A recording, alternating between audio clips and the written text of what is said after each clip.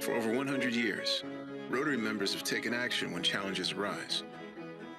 We know what people can do when they come together and put others before themselves.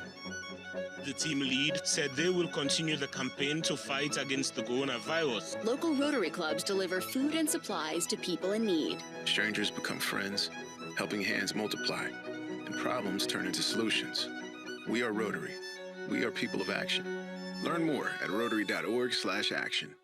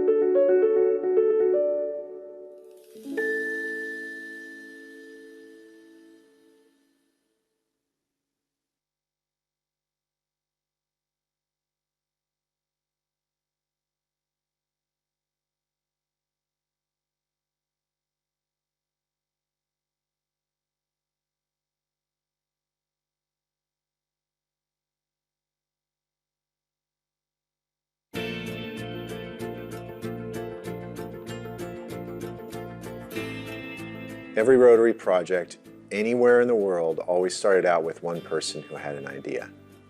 And then they were able to grow and develop that idea by getting other Rotarians engaged and using that powerful network of Rotary to really change the world.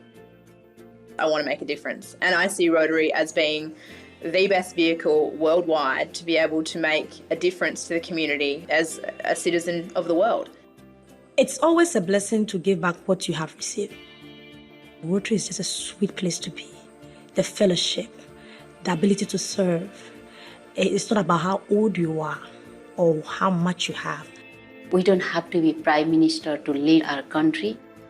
Even one Rotarian can do lots of things. People want to feel involved, and that's how they feel that they're actually contributing and giving something back to the society. Every Rotarian's needs are different. And if we don't know what their needs are, then how are we going to fulfill them? Right after someone gets in Rotary, you have to start fostering the opportunity for them to take a leadership role, whether they choose to or whether the club chooses them to. Leader is a role model of everybody. If you've got the heart, you're going to take your club forward in some fashion. And that's what it's really all about, all of us working together. Teaching, leading, and then transferring the responsibility of what we are doing to them. The rewards are huge. The satisfaction's enormous. I'm very proud to be a Rotarian.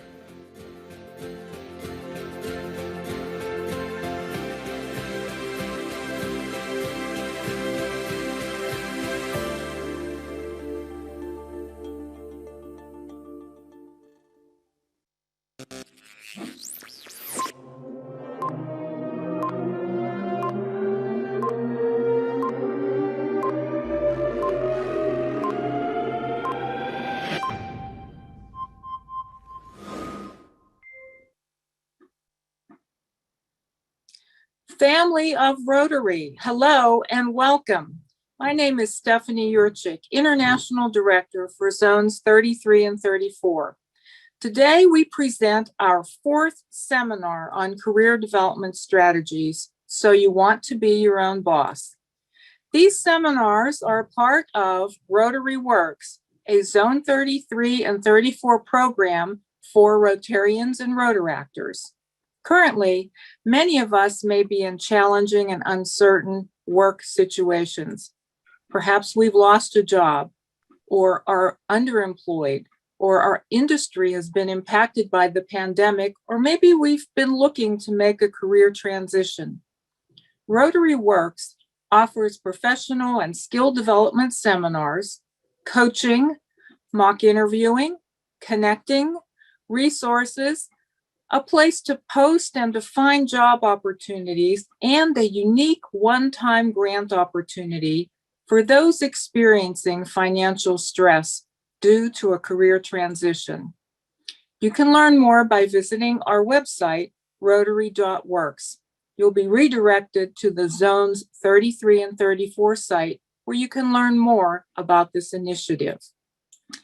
I imagine many of you, whether working in the corporate world or for business or nonprofits, have at some point thought, you know what, I can do what these people do. I should launch my own business. You think about the money you could make, the flexibility to do what you want, when you want, the opportunity to walk away from all those hassles in your current position. Well, think long and think hard.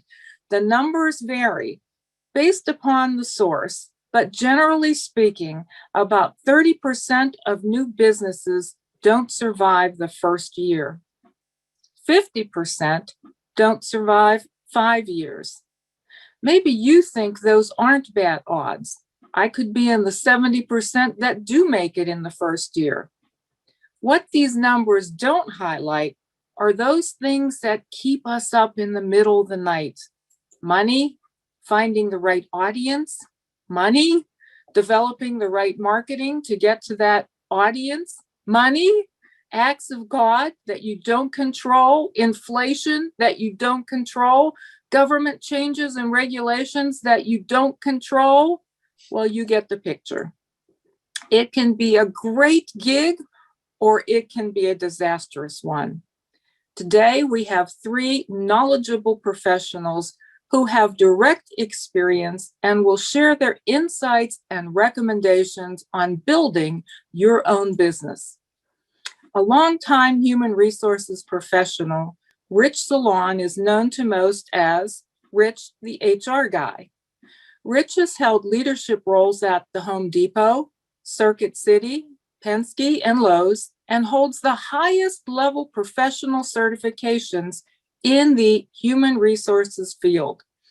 He is currently an employee relations consultant with a Texas-based human resources consulting firm, HR Sanity. He's also a career transitions coach, where he helps people with their job search and matches others to business opportunities through his own company, Business Ownership Connection. He is a member of the Rotary Club of Goochland, Virginia, and a proud Rotarian of 5 years. A Rotarian with experience in multiple clubs since 1993, Doug Wolf is presently a member of the Morehead City Noon Rotary Club in North Carolina and immediate past district governor of District 7730.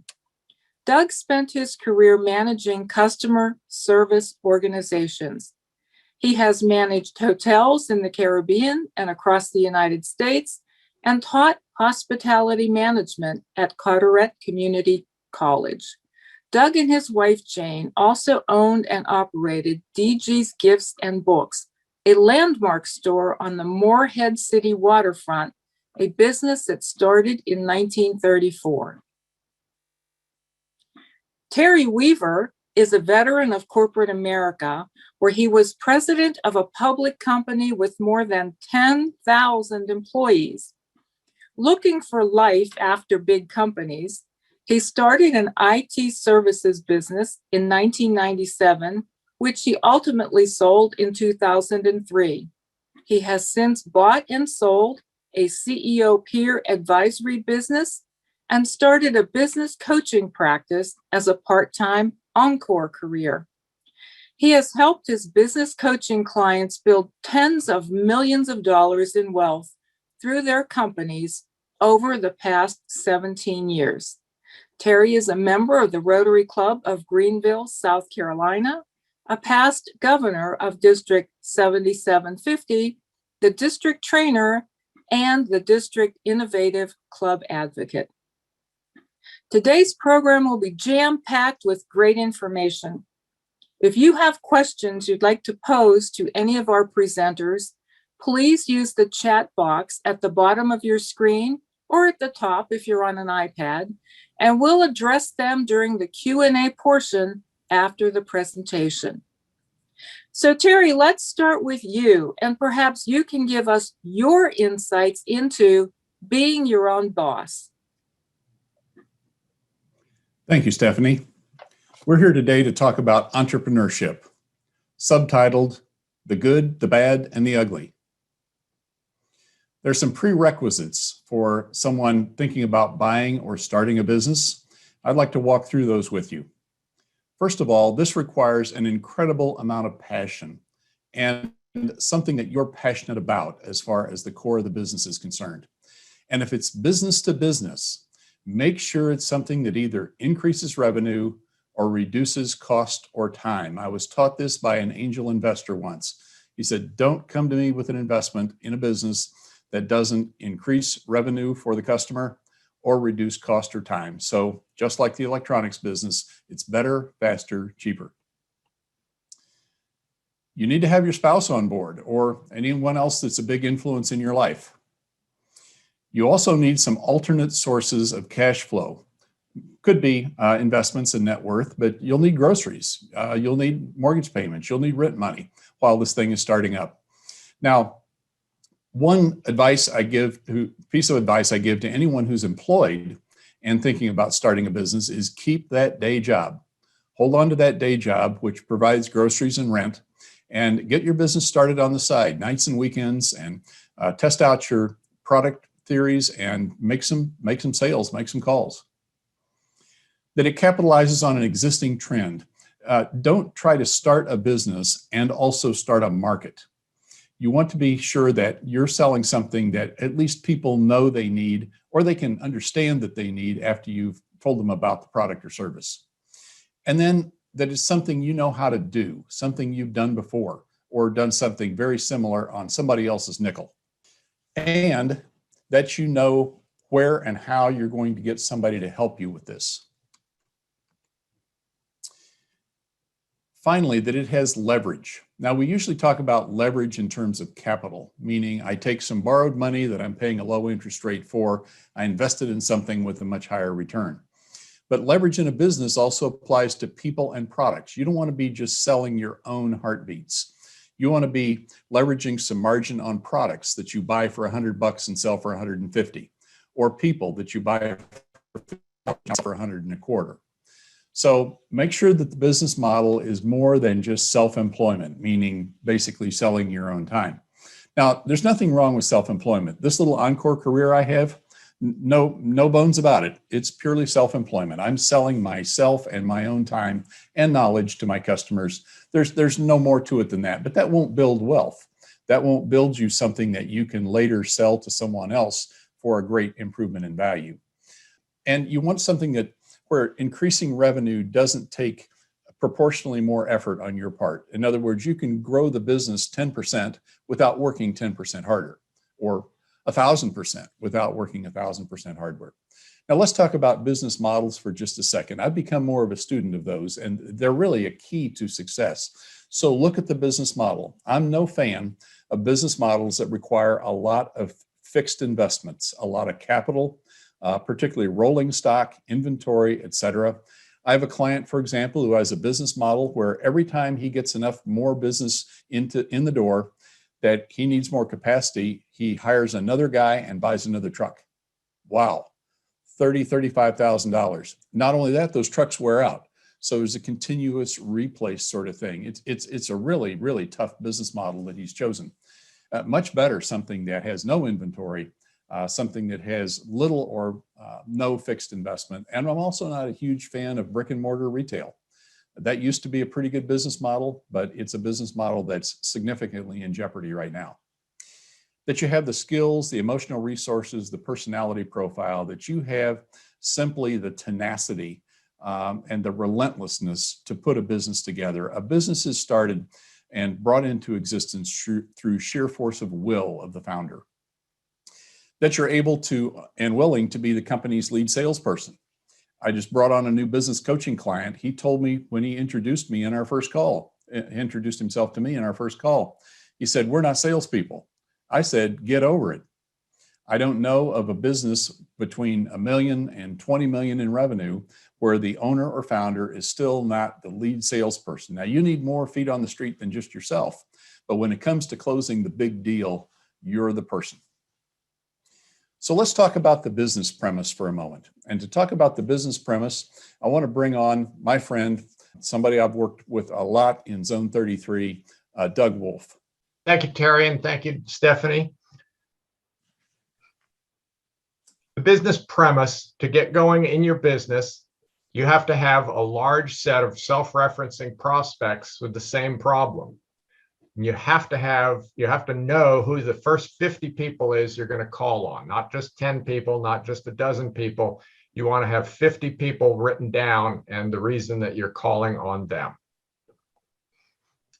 You need some kind of script. How are you going to present this? And don't count on positive feedback from your friends. Your friends are going to tell you what they think you want to hear. You need to practice your script on potential clients or others who are not afraid to tell you, "That stinks. I think you need to revise this, that, and the next thing." Critical component: the main document you're going to use as you go into this is a business plan. The business plan has several major areas. Most importantly is revenue. How much money are you going to be bringing in from sales of whatever product or service your company is doing? Then from there, you deduct costs. Each unit you sell costs you some amount of money to produce, whether it's a service or a hard tangible object. So obviously those costs of goods sold vary with your revenue. The more you sell, the more your costs will be.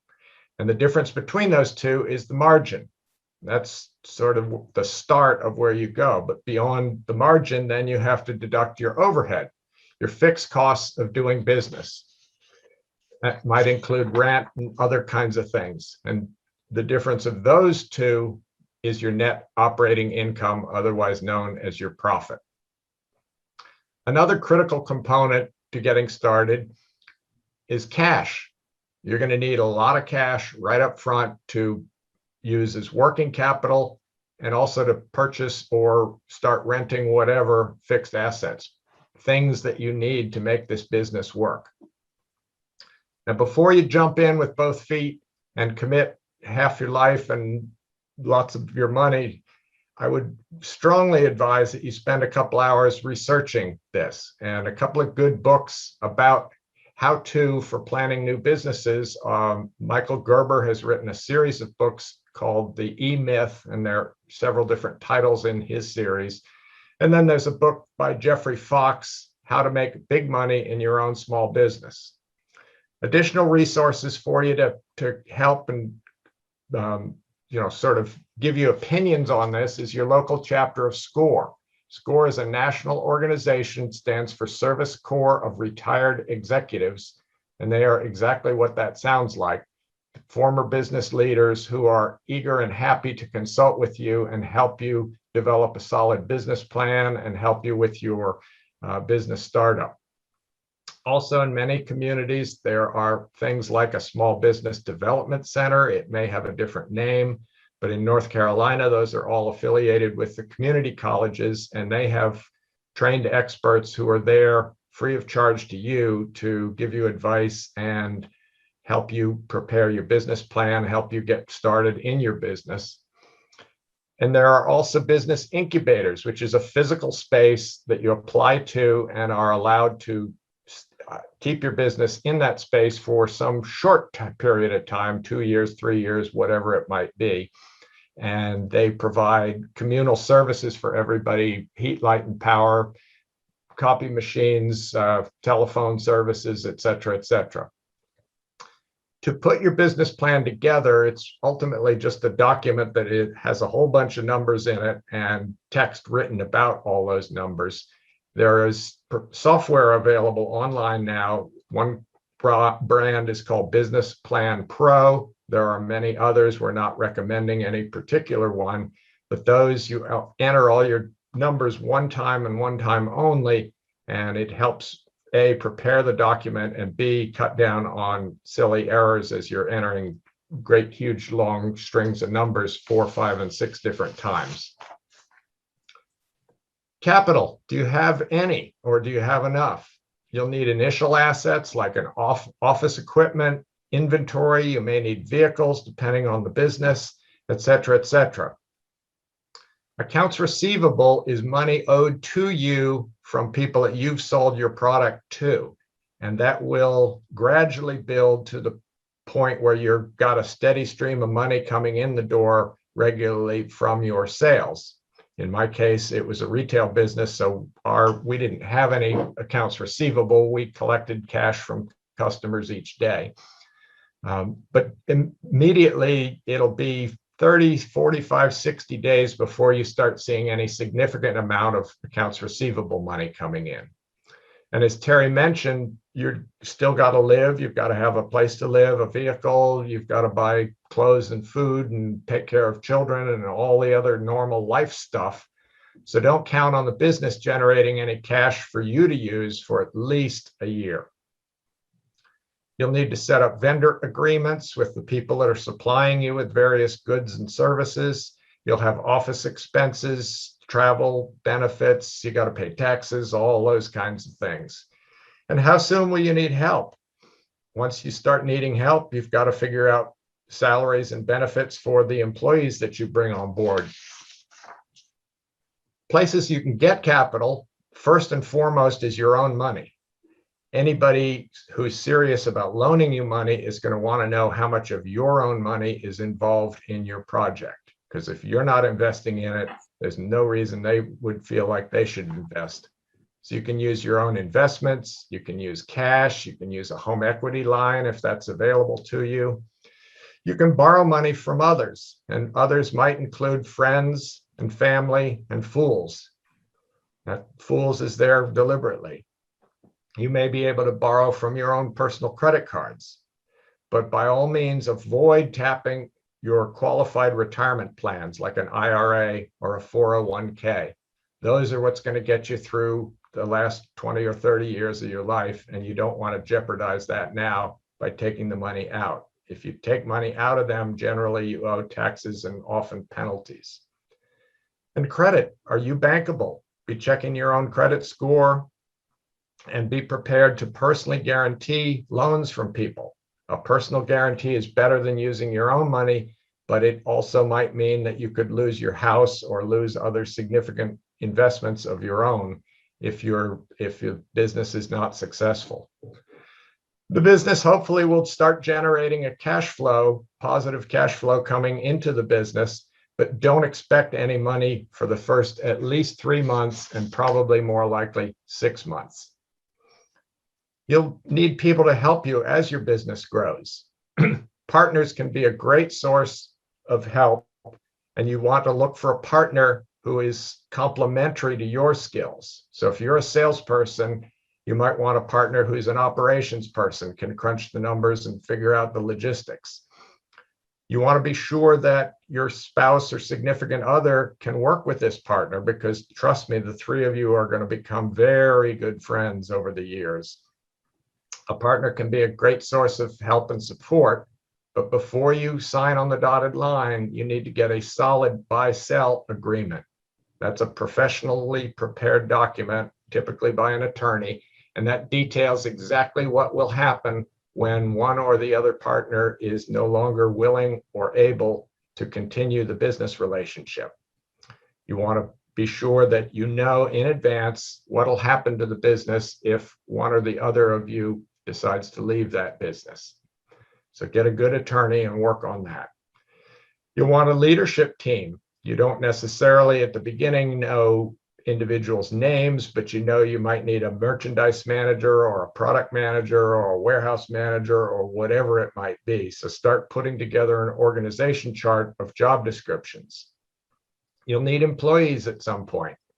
So how are you going to get them? Where will you find those employees? What skills do they need before they come on board? How much are you going to be paying them? All of those kinds of things are important. Some employees, some businesses give stock in the company to their employees. I would strongly urge you not to do that for at least 5 years into your new business startup. And if you do start thinking about that, get some good, honest financial advice from other people that are qualified to know about that, because employee shareholders can be a very difficult situation, and you need to be sure that you're going to set that up right. You may want to set up an advisory board. This is different than a board of directors. A board of directors can tell you exactly what you should do. An advisory board is just there for advice.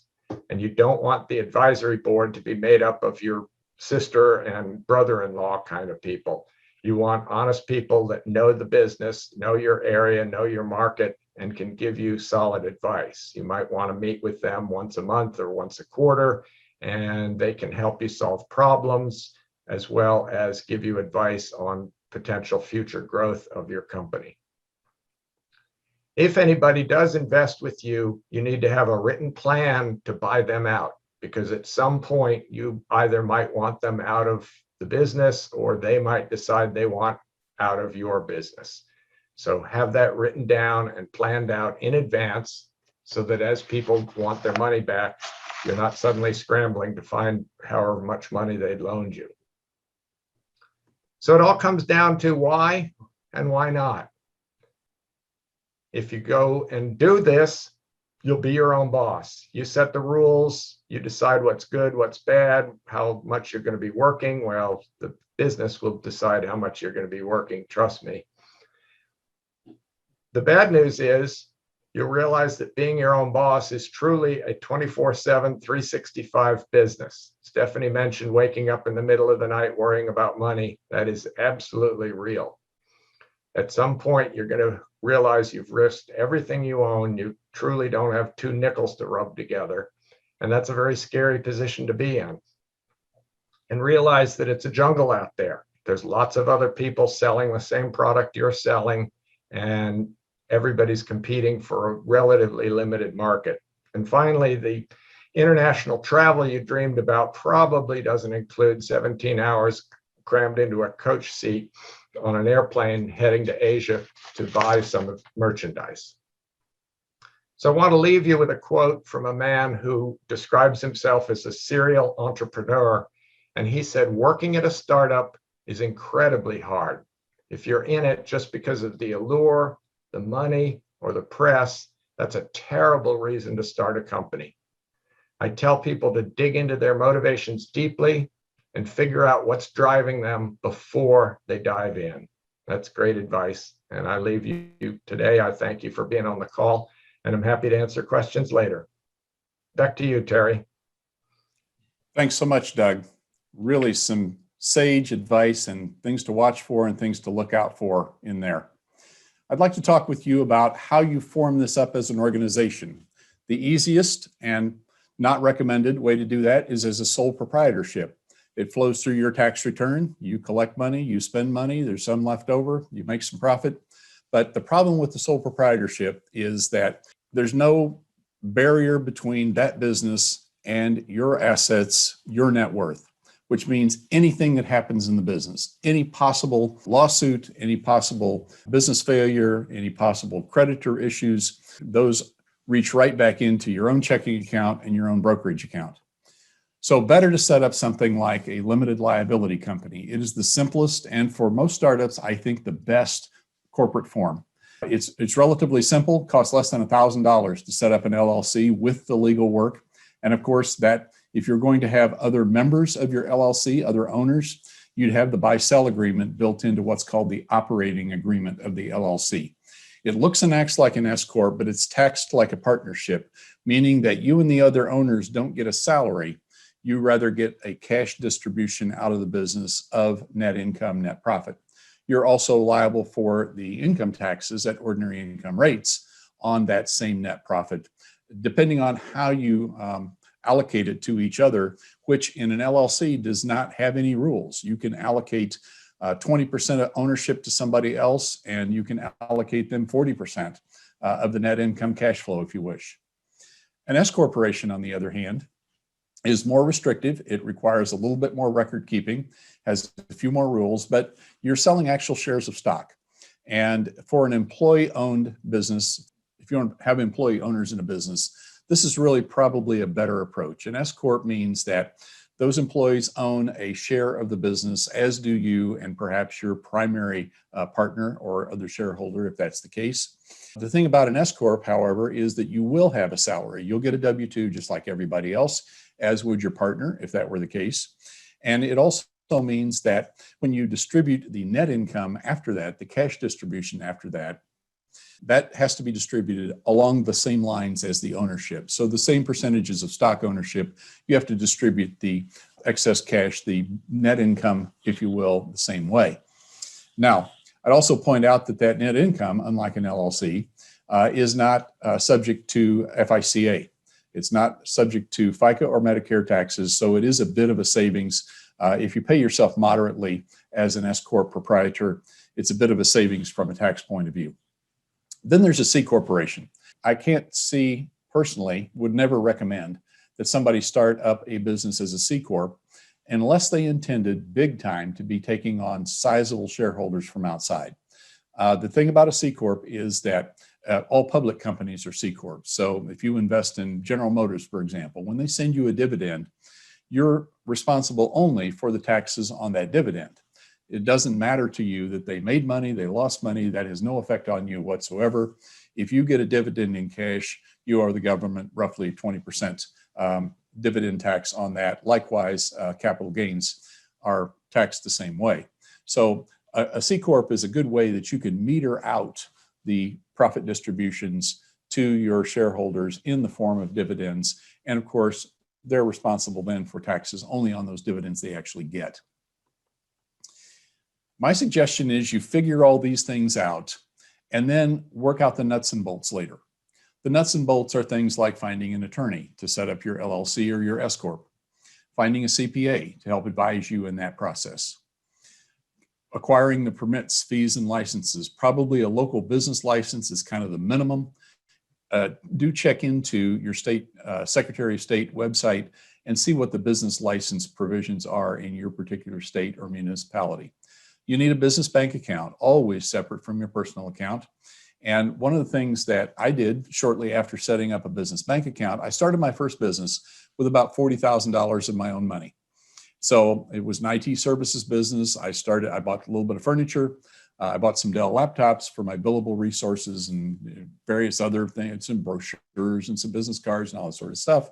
But then I immediately got a line of credit because I had good credit. I had net worth that I was able to guarantee that line on, meaning that I didn't have to throw more money in there.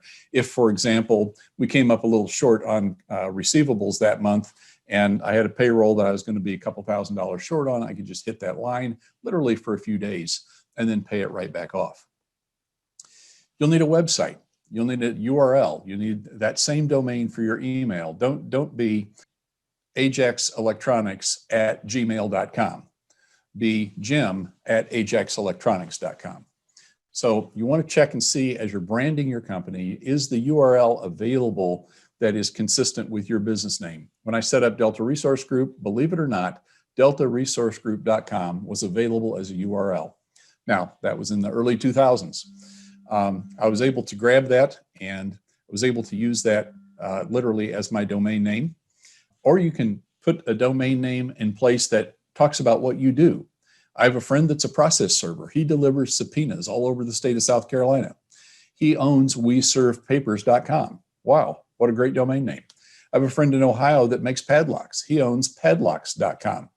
Super and valuable over time. And of course, you need a physical location in most cases. Now, you could do this as a home-based business, but shared services office suites are really the sweet spot for a startup business. You rent basically a 10 by 10 office space, and you've got a front desk, somebody that answers your phone with your name. You've got a place to go. You've got a shared conference room where you can have meetings. But really a good solution for a startup business. I'd recommend shared service office suites. You need to know what you're doing and why. It's a business that you know about, that you don't have to learn on your own dime. You've learned this on someone else's nickel, and you know who you're doing it with. If you plan to have partners or investors, it's people you know. And of course, service providers. Now, service providers are really, you may not know those, but you probably have people in your network that can refer you to an insurance agent, a CPA, an attorney, and so forth. And then, of course, if you're thinking about scaling this business quickly, have some people in mind maybe that you might want to hire or would have an interest in working for you, or perhaps have worked for you before in the larger organization that you left. And as all of us have said, don't count on your friends for advice. Your friends may or may not, your friends hopefully will remain your friends, but they may or may not be qualified and competent business advisors. In most cases, as Doug suggested, they'll probably tell you what they think you want to hear rather than what they really mean. Play to win. Don't play to decide. This is all in. If you're going to do this, it's all in. Now, the caveat there is if you're experimenting with this thing on the side while you've still got your day job, then you've got a fallback position. But once you cut that cord, once you start putting 5-figure, 6-figure sums into a business, you want to be playing to win. All out, no holds barred. Failure is not an option. So what I'd like to do now is introduce another friend that I've met through Rotary Works, actually. Rich Salon is an expert in franchising. He's been involved directly, personally in franchising, and he's here to tell you about the franchise option. Thank you, Terry. And Rotarians and Rotaractors, it is great to see you again. And I have to tell you, I feel like I am in the presence of Rotary royalty with past District Governor Doug Wolf, past District Governor Terry Weaver. These guys are awesome business professionals, and they're pretty good Rotarians as well. So let's talk about franchising. What is franchising? Franchising is a duplication of a successful business model. A franchisor licenses its know-how, its procedures, brand, and rights to sell its products and services to a franchisee. The franchisee invests in a system to utilize that brand name, the operating system, and ongoing support. Today, we estimate there are 750,000 franchise operations in the United States currently, employing about 7.6 million people.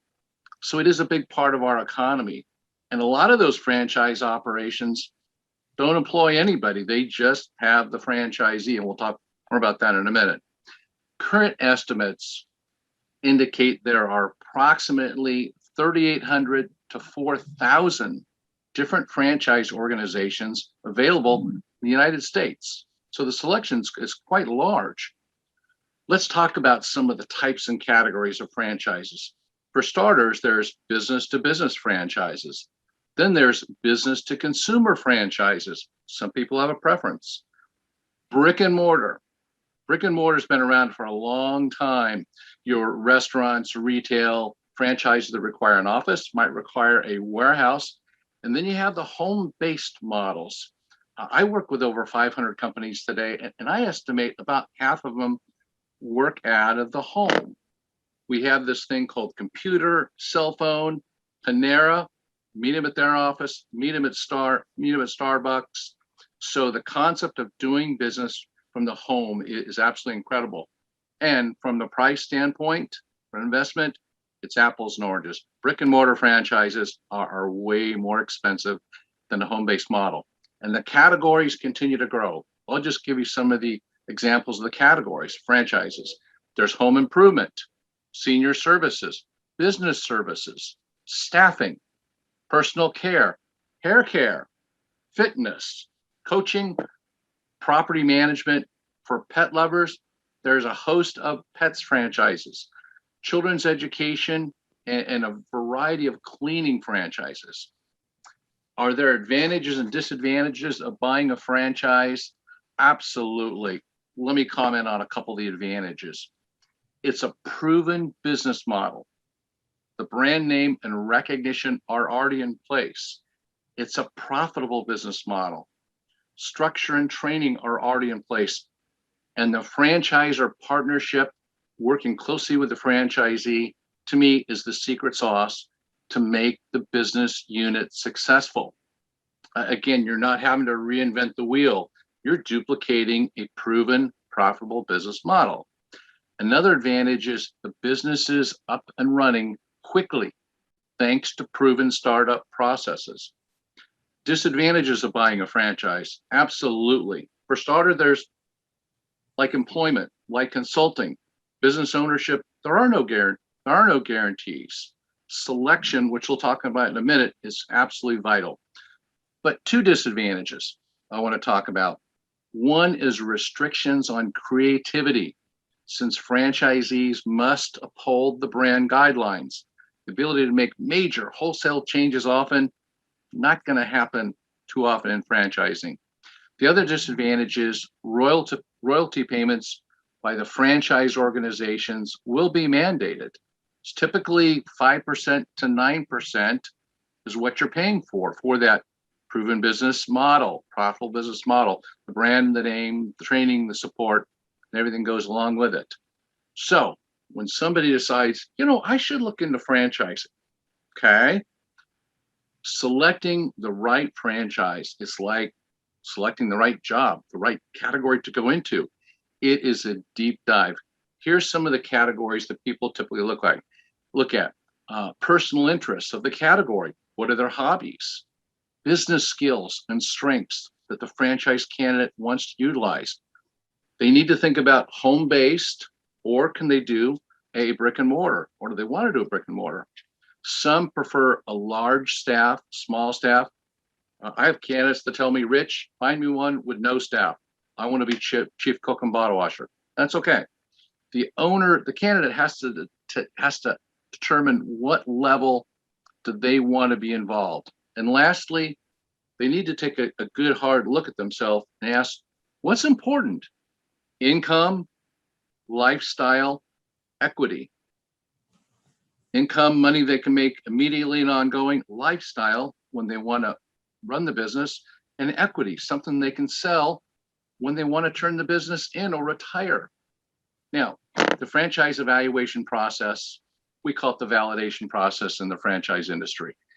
Multiple steps involved. It typically takes about 8 to 10 weeks. The candidate is in the learning mode for a long time. They are not in the buying mode for quite some time. Again, multiple steps, very, very, very thorough. And for the person who feels they want to look at franchising, there's two methods to approach it. They can go direct and start shopping on the internet and calling any one or multiple franchise organizations. Remember, there's 3,800 to 4,000 to choose from. Other people will go to a business ownership coach, also called a franchise consultant. And that franchise consultant is rarely paid anything by the candidate. Why? The franchise companies pay the coach a referral fee. In using a coach or direct, the total investment, franchise fees are the same to the penny, with or without business ownership coach. The price is always the price. Franchising is heavily regulated, and the price is always the price. There's no cost savings for working with a coach to help you find the right business model. Business ownership coach's role is to save candidates months or years of research, resulting in savings in time, money, and aggravation. Hey, it's great to be with you guys again. I'm turning it back to past District Governor Terry Weaver. Thanks, Rich. Great information about an important strategy for finding or starting a business, doing it on somebody else's know-how rather than having to figure it out all by yourself. I want to talk about your primary strategies as an individual in this. As a business owner, what I encourage you to do is identify your highest and best use and do only those things. Identify your highest and best use, which at the outset is getting business. At the outset, it's generating revenue, it's rainmaking, finding customers, finding revenue, getting things up and running, and getting bills out and cash in. Stick to only those activities. Outsource or delegate everything else. Payroll, for example. I would never do my own payroll. I've been paying somebody to do my payroll for over 20 years. I currently have only 2 employees in this little encore career I'm in. I still use a payroll service. I wouldn't waste my time on that. Don't get mired in the details. Don't get mired in picking all the colors on the website or the Facebook page. Again, you can hire people for very little money to do some of those kinds of things for you. And start practicing this skill right away. Get the big stuff figured out before you get entangled in the details of your startup, and find other people to do any part of this that you possibly can, sticking with your highest and best use, which is figuring out the business model, the business strategy, and going out and finding some customers. Folks, I got to recommend this. Despite the fact that we set out to talk about the good, the bad, and the ugly, entrepreneurship is great.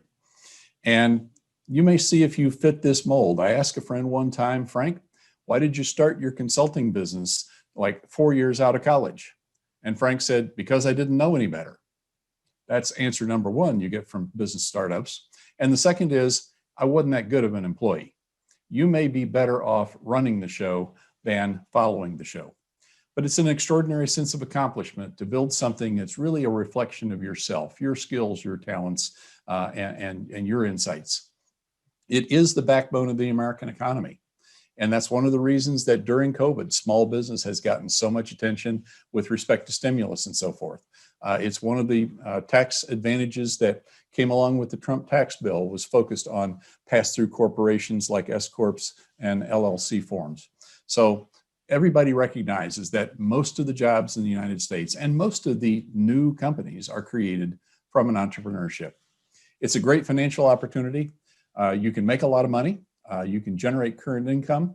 You can also build substantial net worth. If you build a business that somebody else will want to buy because it generates cash over time, you'll have a substantial opportunity to take a nice pop at the end game that may be 5, 10, 15, 20 years from now when you sell this to somebody else. It's like buying a franchise, only they're buying your business and they're buying everything that goes along with it.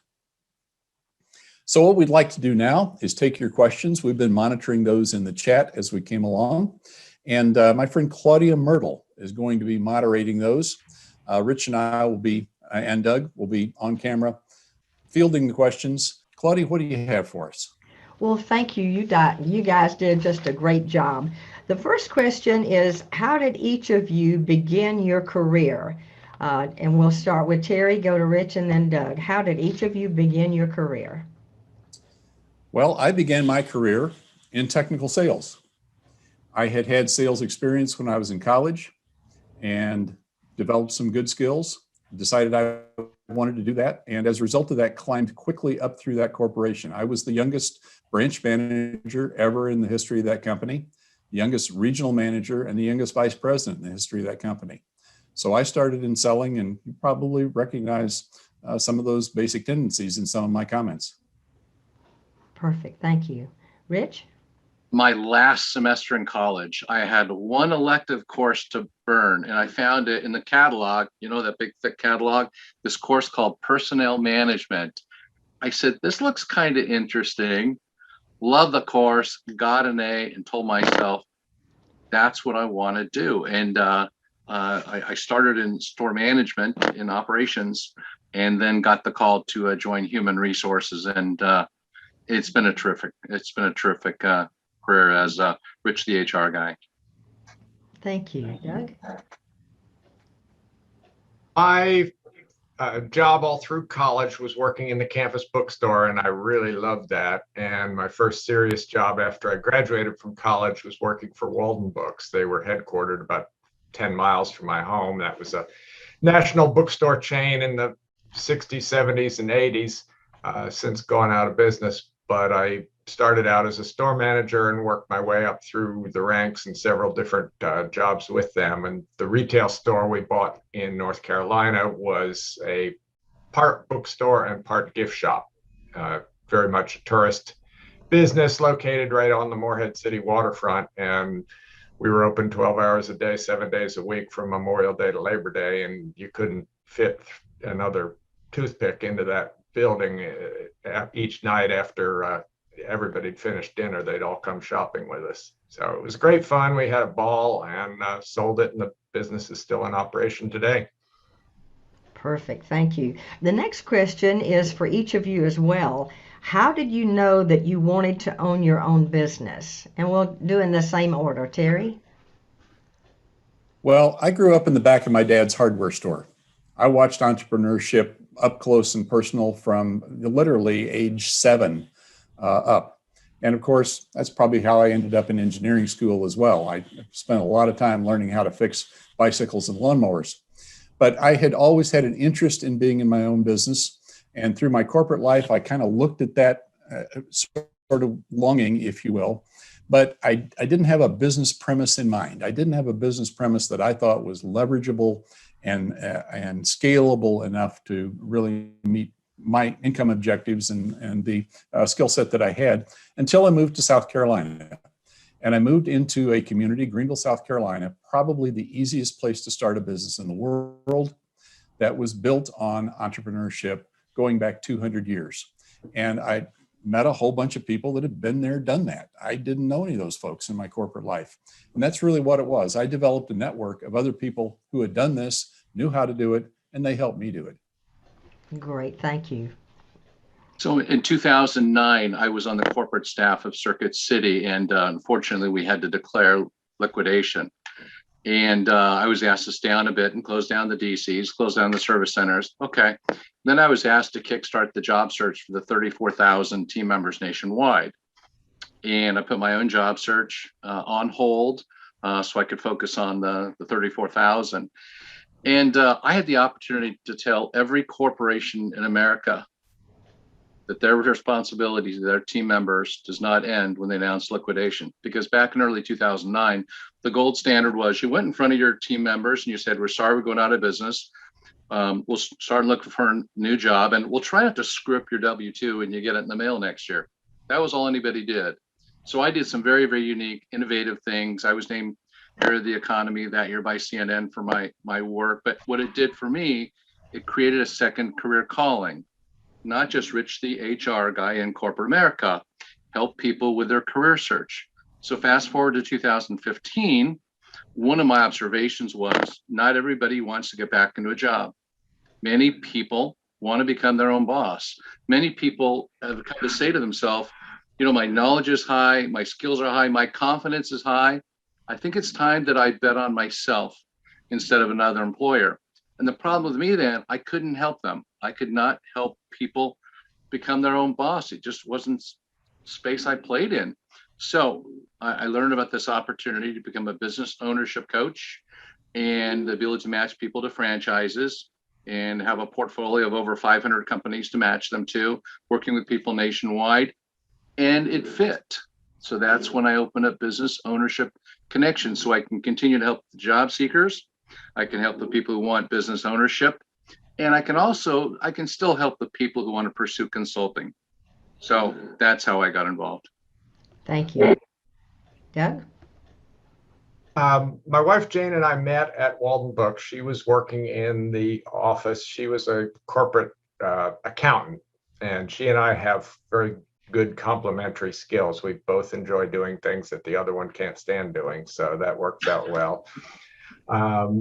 Fast forward to the late 90s, and I'd been working as a hotel manager for about 10 or 12 years. I was with a national chain, and the founder of that company had passed away, and his widow decided after 4 or 5 years that she wanted to sell the business. So they brought in one of those corporate axe-cutting guys who went through the whole business, and at my level and the level immediately above me, they laid off more than half of that total and flattened it into one layer of supervisory management. So I got laid off because I had less seniority than people on either side of me geographically.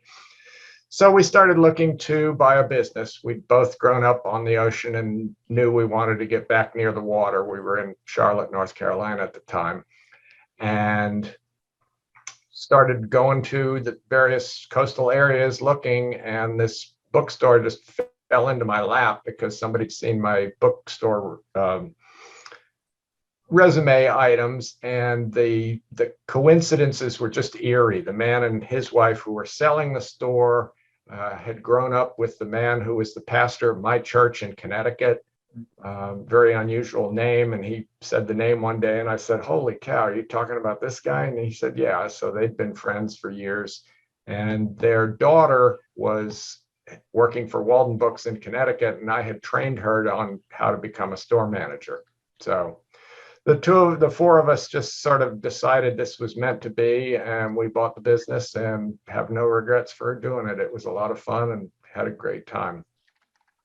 Great. Thank you, guys.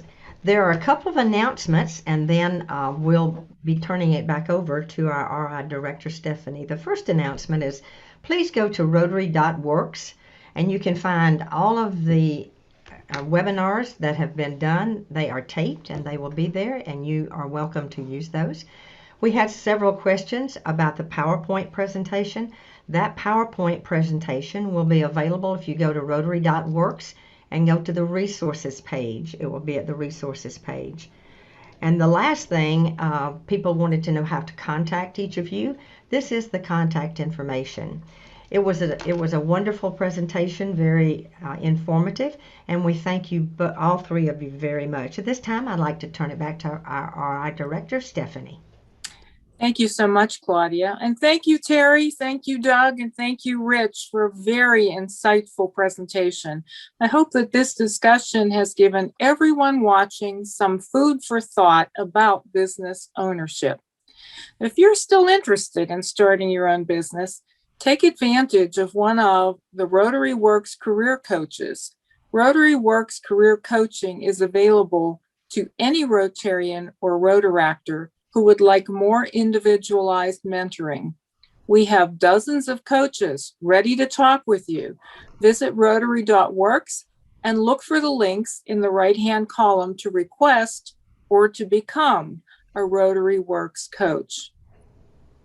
I'd like to thank today's behind-the-scenes support who made the technical magic happen.